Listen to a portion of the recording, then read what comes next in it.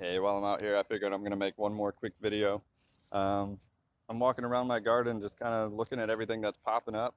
Um, and I always just kind of laugh because when I'm out at stores, a lot of these master gardeners, whether it be at Lowe's or Home Depot or garden centers or nurseries, will tell me what can or can't grow or what doesn't grow or what times of the year. And uh, I would just say, like, take everything with a grain of salt and try it yourself. Don't actually take anyone's word for it. I would say not even mine, but trust in nature, because I could tell you the perfect ways to do it, the optimal conditions to do it, and nature is going to throw you for a loop. And nature is either going to make it possible, nature is either going to make it not possible. Um, so just try and keep experimenting. But the underlying key is diversity. Pack in as much as you can. Don't plant in rows. Don't try to organize things as much. I really love the idea of what I call faith gardening and just mixing seeds together in a jar and then just broadcasting or spreading that way. I just wanted to show you one of the gardens here where we mixed in a bunch of different flowers and beans and melons and ground covers, and just kind of show you how well it is doing. So I'm just going to show you real quick um, some of the areas not too long ago that we just spread and broadcast some seeds, and a lot of seeds that I was told by master Florida gardeners would not and could not grow this time of year. And then I talked to people on forums, I talked to permaculture people, I talked to, people who tried it and didn't just take people's words for it.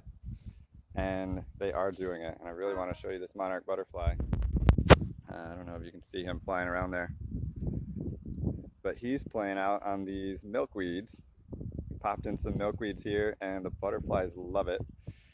We got some cool bugs crawling around on our leaves here. We have different like cattle peas, yard-long beans. There's a beautiful orange zinnia down in here, and we have a variety of those. I saw a pink one over here just starting. We got a pink zinnia. We have some different perennial peanuts. These are an awesome ground cover. They spread kind of like a vining clover almost. And the edible part is they don't actually have peanuts, but they have these like nutty flavored yellow peanut shaped flowers, and they're delicious. As long as you're not spraying any chemicals or they're on the side of the road.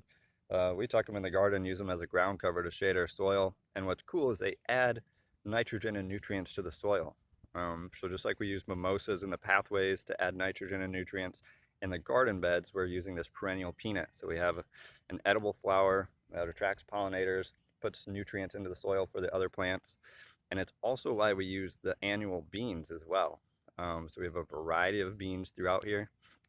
You can see some of these yard-long beans. We have standard common green beans, cattle peas, and I mean, they're just growing right over our pineapples, shading our pineapples, holding in that moisture. And you can see as we go around here, there's watermelon flowers. There's the leaves of the watermelon.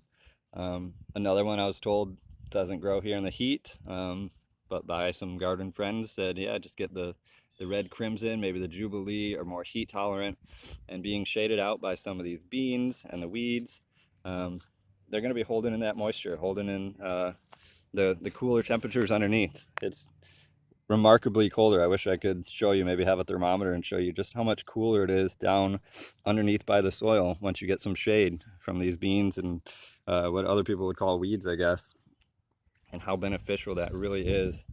And as we step through here, here's a watermelon that's just taken over. I saw a watermelon in here the other day and I wanted to show you guys. Now I don't know where it went. I guess it, oh, right here. So you got a beautiful little watermelon.